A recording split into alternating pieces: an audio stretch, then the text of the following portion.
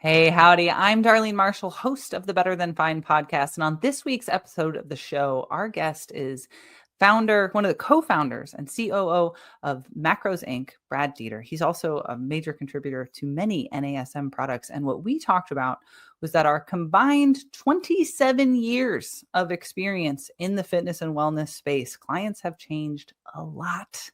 And there's all these reasons why: mass social change, technology, the internet, you name it. We parse through so much in this episode that it's really hard for me to even give you the scope. But if you are a person who is struggling to regulate your own stress, if you are a person that holds space for other people's fitness, wellness, and well-being, or if you're just a person, I strongly encourage you to check out this week's episode of the show because, man, we get into the weeds about a lot of the factors that so many of us are struggling with. And I'm so grateful for Brad for coming on the show. Like, follow, subscribe, share, comment. You know what to do. So let's get to it.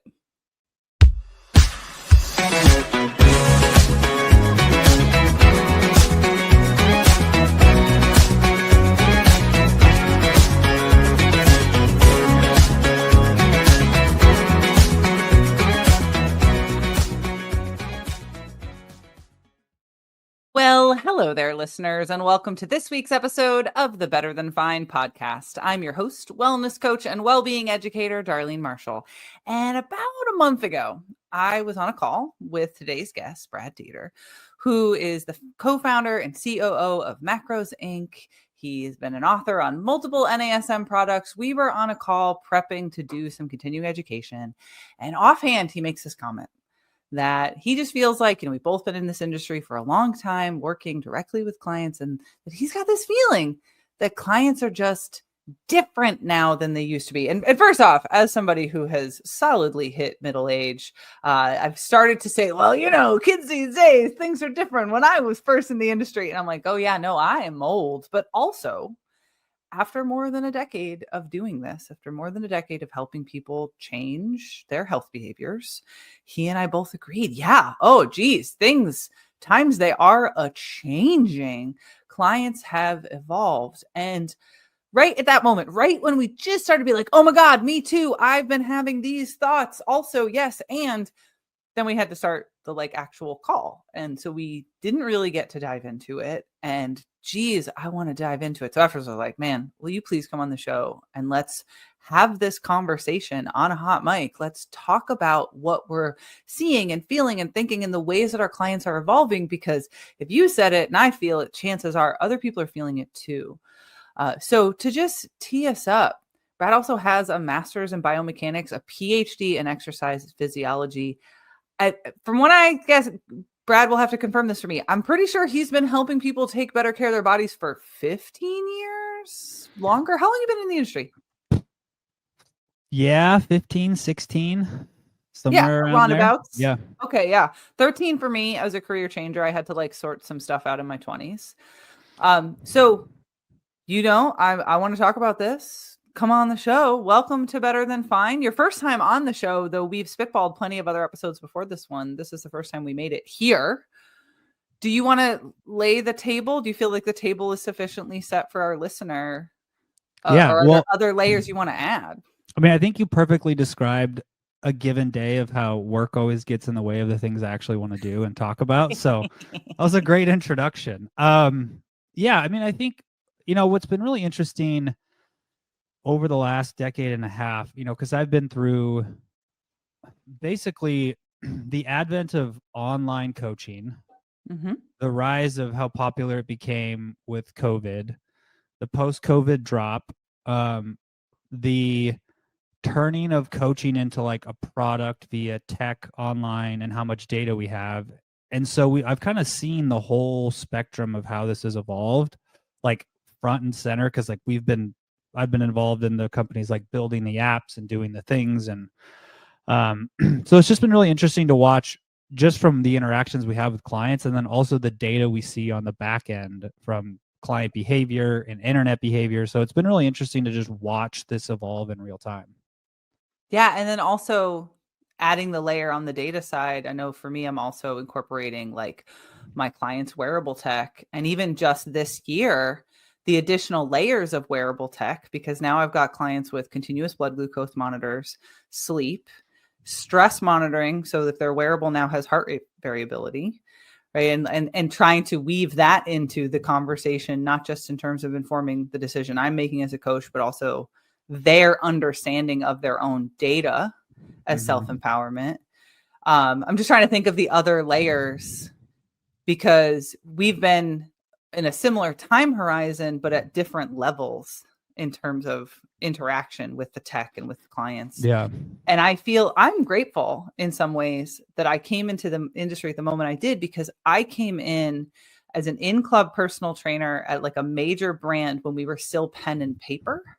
So I was taught all of these principles about how to think about programming, how to think about the session when it was fully analog, and then got to titrate in this tech. I could see where it could be really overwhelming for a new coach, where they're so reliant on the tech for their thought process, and it would shift their ability to relate to their clients. I don't know if you have thoughts, because you also run a coaching team that's fully virtual. So I feel like you have an additional layer to add to this conversation there.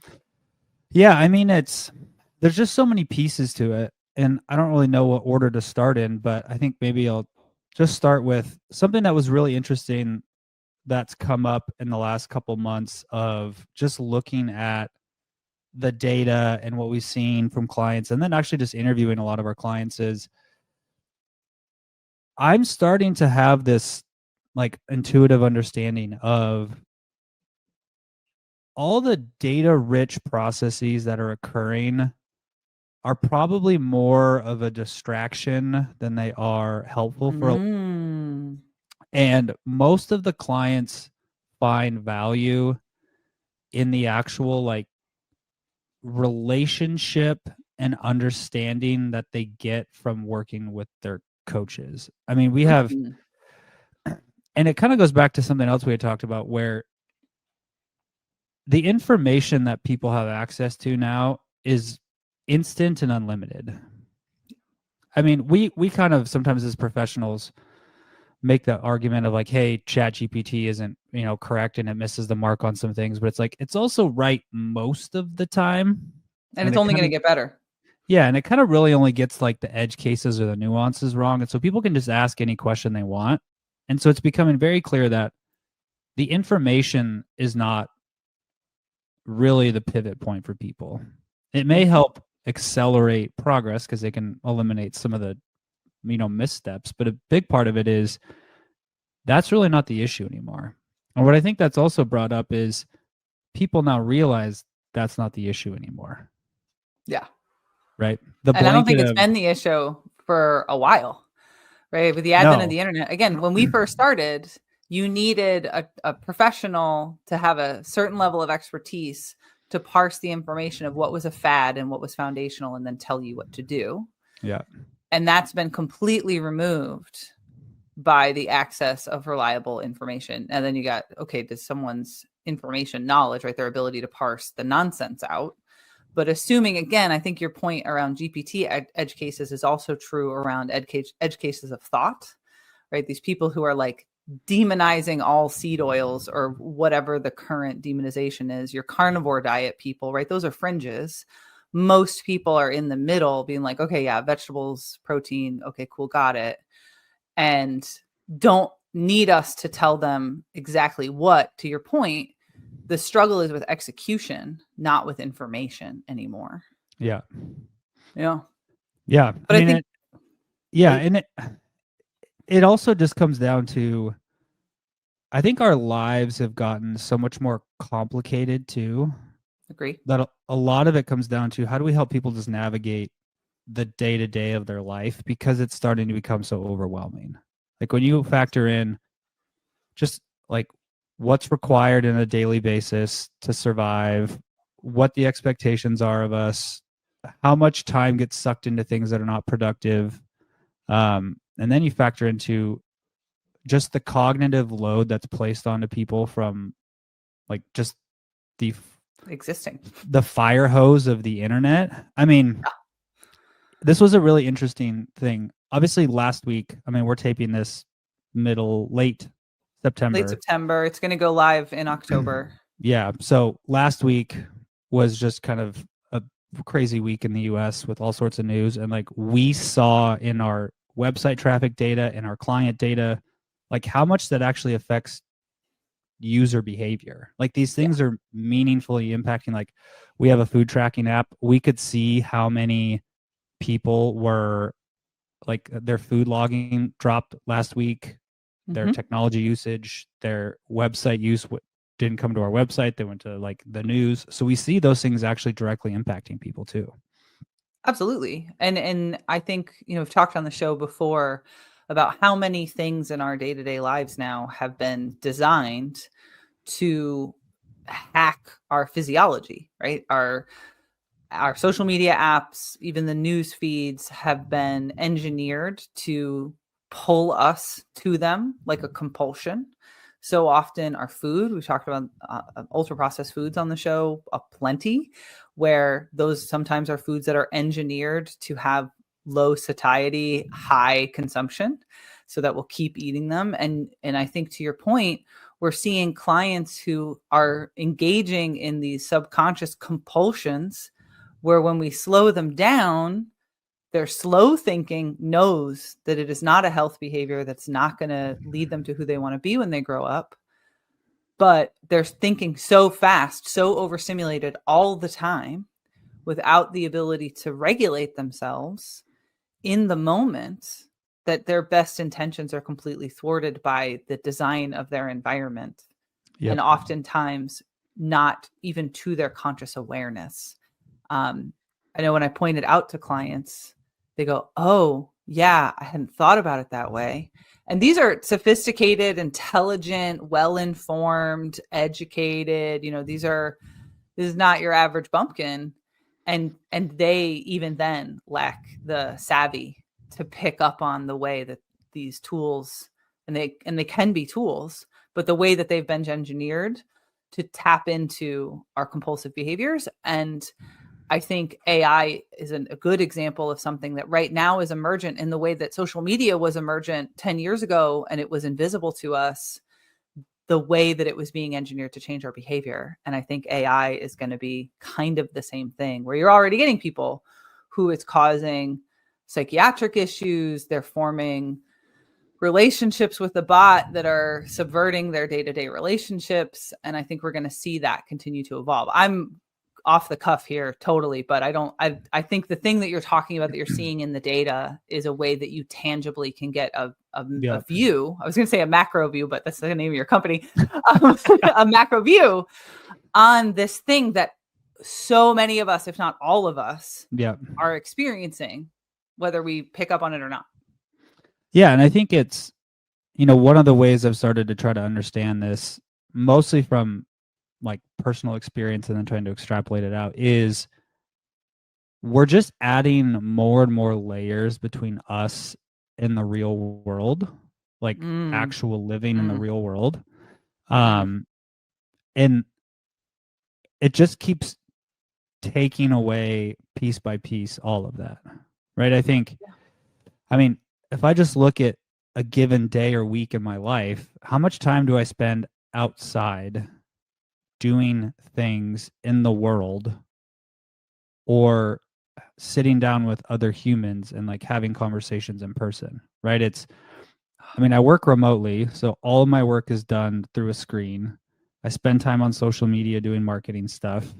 Whenever I have questions, instead of like calling a friend to ask them for their advice, I just open one of these, AI bots and ask it a question. I get done with work and it's like, oh, well, I'll turn on the TV, right? So it's like we're adding more and more barriers between us and what a real life is, like a human being is. And I think we just continue to go down that road, and it's really changing our behavior. And then how do we change our behavior? Yeah. Ooh, there is a lot that you just unfolded that I want to explore. And I can't help but think about my own life, right, as a reflection of it. Listeners to the show know I've been going through a divorce this year. And so I spend a lot more time alone than I used to. And then filling that gap of loneliness. And of course, I think it's pretty well-known knowledge now that loneliness is something that is climbing, and that also we have very tangible evidence it is to our detriment of our health. I've seen some studies that compare it to the equivalent of smoking habitually in terms of all-cause mortality, which I think when you look at that data feels really shocking. But when we think about the concept of humans as pack animals, right, we're meant to be interdependent in a way that we rely on one another for survival. That's how we evolved. And then you isolate us. And I think another layer of that is that when we are tapping into these devices or these unsatisfying foods, like whatever flavor of designed experience we're talking about here, I notice in my clients that it dissociates them from their physical experience. And so then they don't even realize that they're not really resting. They don't even realize that that's not true restoration because their nervous system is still overstimulated. Right. And then I'm sure you encounter this where you've got people on their screens at, midnight laying in bed and they wonder why they can't sleep or their sleep quality is really poor. They're exhausted. It is grinding them down, but they can't even feel it because they've forgotten what regulation feels like. Yeah. And I think it's all of these things provide some level of temporary relief from whatever it is an issue. And it gives you an immediate benefit. At least it feels like it gives you an immediate benefit, right? Yeah, it gives you the illusion of it. Yeah, like you're having a stressful day at work, so you pull out your phone and you scroll through 20 reels because it gives you like some level of that. You can't sleep because your brain's going a million miles an hour, so you open your phone. That's just whenever you provide a easy, low effort, instant solution, you're always going to take it. I don't want to believe that is true. Like you say it, and I want to think like humans do so many hard things. And I'm thinking about the workshop we were in today. And, one of the coaches in our workshop today talked about like the motivation for training for a marathon. And I'm training for my first marathon. And there have been so many days that I don't want to run.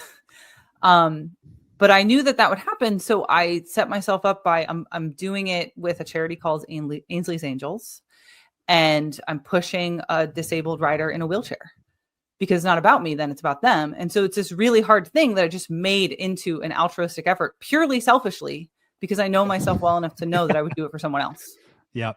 Like that is the full honest truth. Like the first thing I decided when we were like, oh, we're getting divorced, this year is going to suck. I need a reason to get out of bed. A little more. No, I need a reason to get out of bed. And I knew I would do it. I knew I would do it for a disabled child. Yeah. It's like literally I got a foster dog or a shelter dog and I signed up for this marathon. It was like, now I know I will get out of bed every day.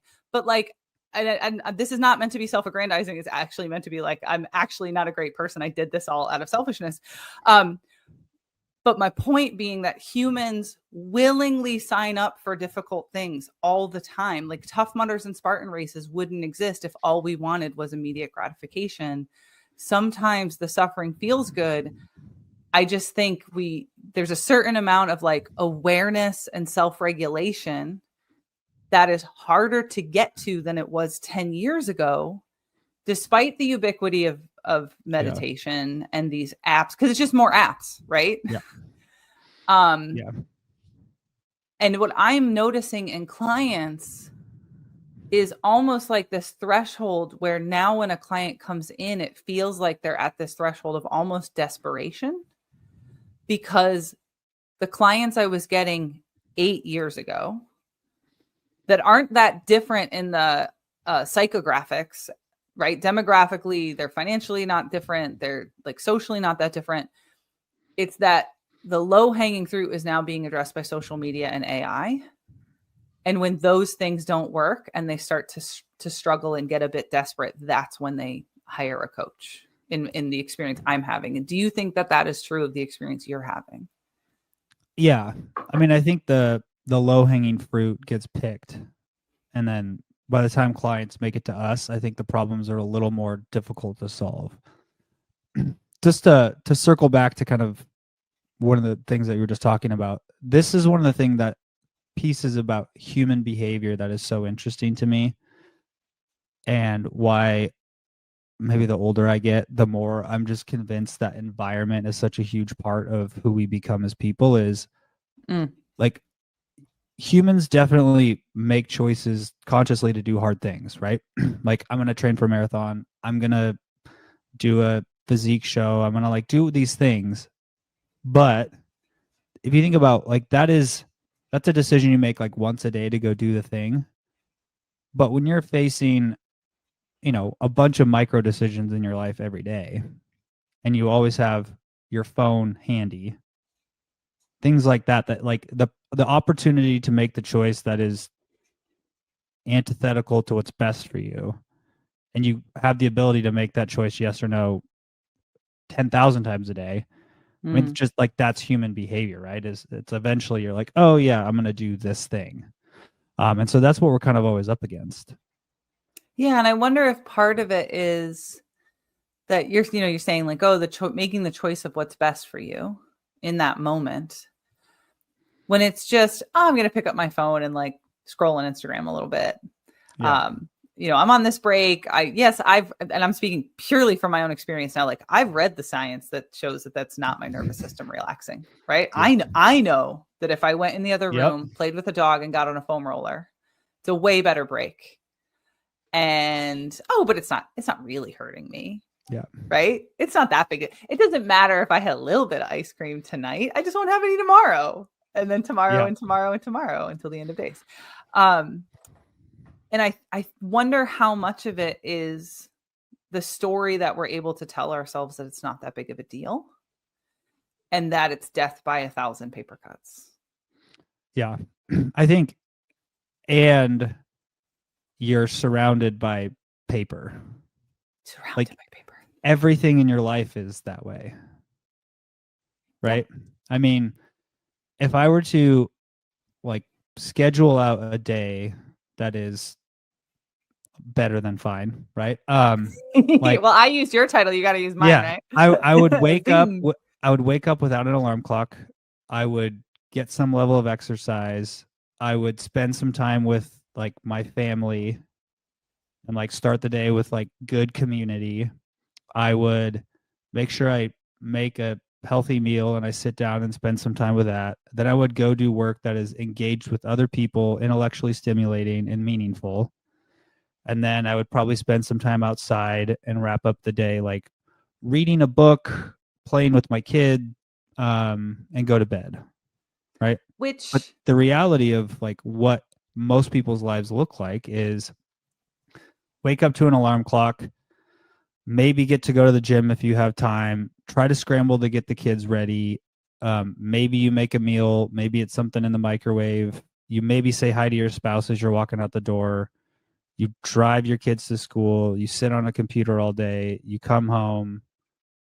Your kids are probably in sports, so you maybe see them for 2 seconds, and then you watch TV and you go to bed. It's like they're so far on the opposite end of the spectrum of what our environment is and what is optimal.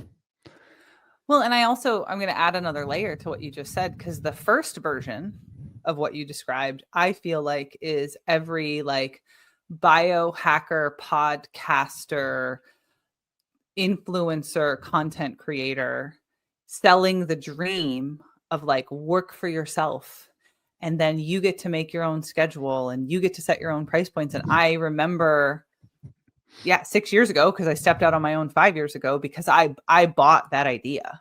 Yeah, very much. And when I went to grad school, it was partly that I was like, I am going to get liberated and have personal sovereignty. And some of those things you listed, I do have. I can check some of those boxes. Yeah. And I also totally fall into all of the pits that you described at one time or another, because I'm a business owner who is eating in our food culture and consuming media in our media landscape.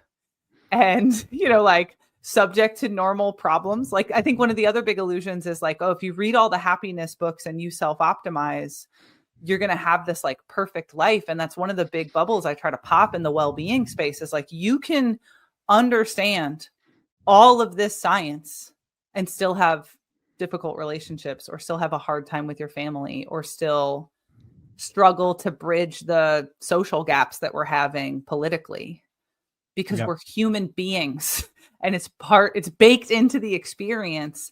And no amount, honestly, I've got episodes called optimize is a 4-letter word, because the perfectionism baked into that, the work of Dr. Barry Schwartz tells us, will destroy your well-being. Yeah. Because nothing will ever be good enough. Yep. And I think,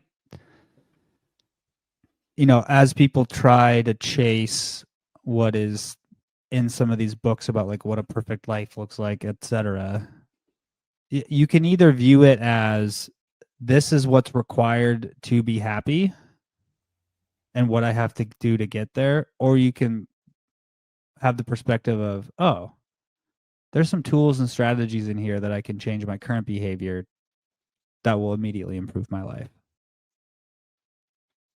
Yeah, I think part of the challenge there, and we're touching on these points, and I hear resonance across the themes, right?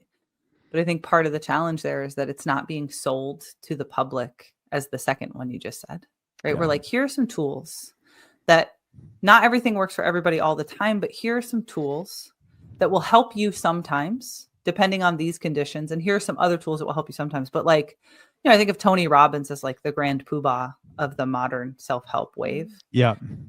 And he had a relationship with the people at UPenn, the Positive Psychology Center at UPenn. They proposed to him, can we measure how effective your strategies are? And he said no. And the reason is that if it turns out it only works for 60% of people, the 40% of people it doesn't work for are not going to pay 10 grand to spend a weekend down in Florida having their like life rebooted. Right?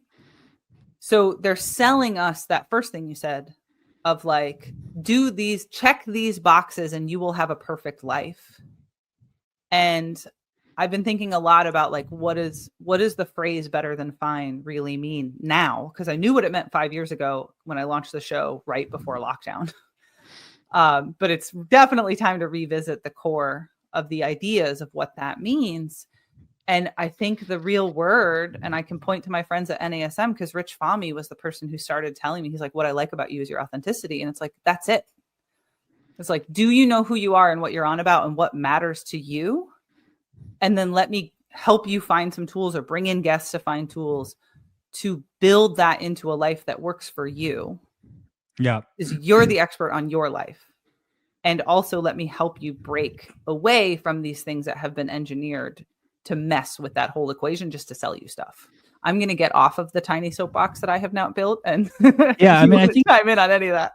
I think you bring up a good point, is how much do we think the anxiety and loneliness and unhappiness people feel now is because they think they need to be somebody based on just how saturated they are with everybody else's curated life. Yeah. Right? Like, I mean, I've been in the entrepreneur space for 10 plus years, and I always see the laptop lifestyle, here's all my fancy things, and I only work 2 hours a day, and my ads always work, and all these things. Like, people post them.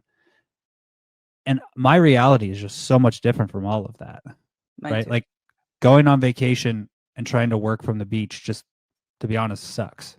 Right? Yep, It's like it's not fun, it's not enjoyable, it's stressful. You're trying to manage so many things. It's days, you have more hard days than days where you crush it. And so I think a lot of us have this experience of like, it's hard to be authentic because you feel like you don't measure up to everybody else, even when you're in the top, 5%. But I wonder then, my immediate coach brain question was, then is that authentic? Because if I'm trying to measure against everybody else, exactly, that's not authenticity. Then yeah, that's projection. Yep. And again, like I've very much struggled with the relationship between like the coach Darlene, podcaster, well-being expert persona and like the person I actually know myself to be. And like you, I don't fit the influencer, like optimize, take my laptop and work. I hate taking my laptop on vacation, though I just had my first one in 6 years that I went on vacation without my laptop. And what a relief. But underneath that is I know there is integrity in the work I do with my clients and the workshops that I teach and my undergraduate course. Like if I'm teaching somebody something, it's because I really genuinely believe that it helps them address part of the challenges of what it means to be a human so that they can live well. Yep. And not because I'm trying to sell a supplement by implanting in them the idea that they are somehow deficient or less than, and that like they're doing something wrong. And I'm not inventing a problem to sell them a solution. Right. And I know I sleep better at night because I didn't choose that route. And I think that route is hollow and it has hurt us as a species, if not as a planet. Yeah. That's a big statement. It kind of reminds me of one of the conversations I had with our clients a while ago. And it was along the lines of like, it's okay to do the work in silence. Like you don't have the things that you do that mean things to you and matter to you don't always have to be vocalized. Right? Like this is going to sound very superficial and like kind of a toy example, but you can go to the gym and not post your selfie at the gym. Yeah. And it still matters that you went. And I think a lot of times people struggle with that of like, it's okay to do the work in silence because those are things that actually bring meaning to your life. Well, and you said earlier, I pardon me for not remembering the phrasing. You said something about significance, right? And like where we're measuring our significance or our, you know, our import, our followers, our impact, like whichever variable we're using. It was a thing you said that made me like, well, that's not authenticity. We're talking about something else. Yeah. And I think part of what we've lost or shifted toward is who we're important to. Yeah. And you know, the last, I think 4 or 5 years, I was really, really about like follower count and the number of listens to the show and was it growing and like all of this stuff. And in high school, I remember feeling like I was a nerd. I was a big old nerd. I didn't have very many really good friends and I thought it meant I wasn't cool. And then one day it dawned on me of like, well, who gets to decide if I'm cool, right? And to bring it back to where I'm at now, about 6 months ago, my dad made a comment. My dad's in his 70s. He's a cancer survivor and he has a heart condition. And he has outlived the age of, but he lost both of his parents. And he said, I might cry. I hope I'm alive in 10 years so I can see the work you're doing. Yeah. And I'm like, that is so much more important than how many people looked at my reel. Right? Yeah. And like, if we can just step away from that cliff and help our clients step away from that cliff and connect to the things that they actually care about and anchor, whether we're talking about going to the gym or vegetables or meditation or goals or like whatever thing, to anchor that to whom they actually love and what they actually love and what makes their life worth living. I see that as so different than like, does your butt look good in those expensive tights? Yeah. On your gram.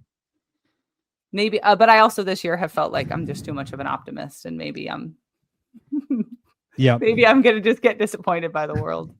Yeah. I mean, I think one of the things you just highlighted is, and one of the ways I think our clients have changed is the way that we build our values is, you know, it's obviously on a spectrum of like we build them versus society builds them for us.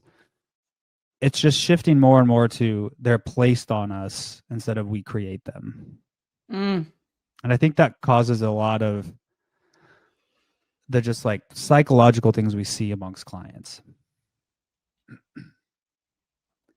Yeah, I'm thinking about where we started, because you and I were talking about environment, right? Like our environment shaping our behavior and our beliefs. And when I think about what values mean to me and where I think mine come from is very much my upbringing and the best of my upbringing. And I choose to like consciously edit, right? As opposed to, there's definitely a time in my 20s they were being placed on me by the culture. Yeah. And maybe this is like old lady, middle-aged stuff, but like, I want to believe that they were placed in me by the best of who came before me, not they were placed in me by like, I don't know, something I saw on Instagram, except unless it's Alona Mar. She can place all the values around being a beast on me any day. Where do you think yours come from to make it more personal? I think it's, a lot of it is your upbringing and your parents and the relationships you have as you're younger. I think also a lot of it is the experience you have out in the world. Like, between my late teens, 20s, and early 30s, you're just exposed to so many different things depending on the type of life you live, that, to borrow the words that you used, is like they get edited pretty heavily. And so I think you use a lot of life experiences to kind of shape what they end up being. By that. Yeah. And I think a lot of it is like experiential things you just have to experience.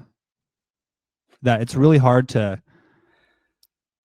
like know what that value feels like until you've been there, right? It's sort of, you always hear the things that people are like, oh, don't make your career the biggest thing because once you achieve it, it'll feel hollow. And when you're young, you're like, oh, sure, whatever. They don't know what they're talking about. Like, I'll have it and I'll get there and it'll feel great. And then you do it and you're like, oh, okay, like I did the thing, but my life isn't substantially different, right? Mm. Or it's like, you chase things and you get there and you get the feeling of like, oh yeah, that wasn't the value I thought it was. And so I think a lot of that, you have to experience it to really create them yourselves too. Yeah, it makes me think of something else that came up in the workshop you and I were in earlier today. One of the coaches in the workshop brought up like our value system as trainers, as coaches, as professionals in the space, and our clients value different things and they're not going to value it the same way we do. And I had a strong reaction. I tried to titrate it in the workshop itself, but I had a strong reaction in that moment because I think one of the pitfalls we fall into as an industry, and I think it varies individual to individual, but as an industry as a whole, is that we believe there is a moral obligation to these health and wellness behaviors. We think there's a morality to it, that it's the right thing to do, and you have to do it if you are like a good person. Yeah. I totally disagree with that way of thinking, because I don't feel that it is my responsibility, my job, or my right to tell anyone else how to think, how to feel, or what to value, like to tell them their morality. But if I'm good at my job, I will be able to tap into their belief system and help them find a reason that's important enough to change. Yeah. Not by making them feel the way I do about my morality. And I think to your point, what I immediately thought of was another common contributor to NASM and to this show, which is Allison Brager, who, if you ask Brager, her career is one of the most important things in her life. Yeah. She has been chasing being an astronaut for 6 years. She was on the Army CrossFit team. She is now teaching at West Point. She is one of the most high achieving, bad insert explicative because I don't want to get Eric in trouble, people that I have ever met. And it is very obvious to me that for her, it is career. Yeah. And that may not be true of you or I, but it's true of her. And I admire it a ton. Right. But like, that's going to get expressed by different people in different ways. And it's also taps back to this like adage of like, not everything works for everybody all the time. Yep. And finding what does work for people and how to tap in. We have wandered a ton. I feel that we should find a way to land this plane And I think the way I'd like to land this very wandering plane that we are both on is, where do you see us being most effective? Either how can we be most effective to our clients right now, you, me, anybody listening? Or what is it that people most need from us as this AI landscape continues to evolve? Our social infrastructure is rapidly changing. Yeah. No judgment on good, bad, or otherwise, just like it's changing rapidly. People are having strong stressful reactions to it. What do you see our role in all of that? Yeah, I mean, I think a big part of it is just going to be leaning into the human experience and like, how do you get to understand your clients on that side and their behaviors.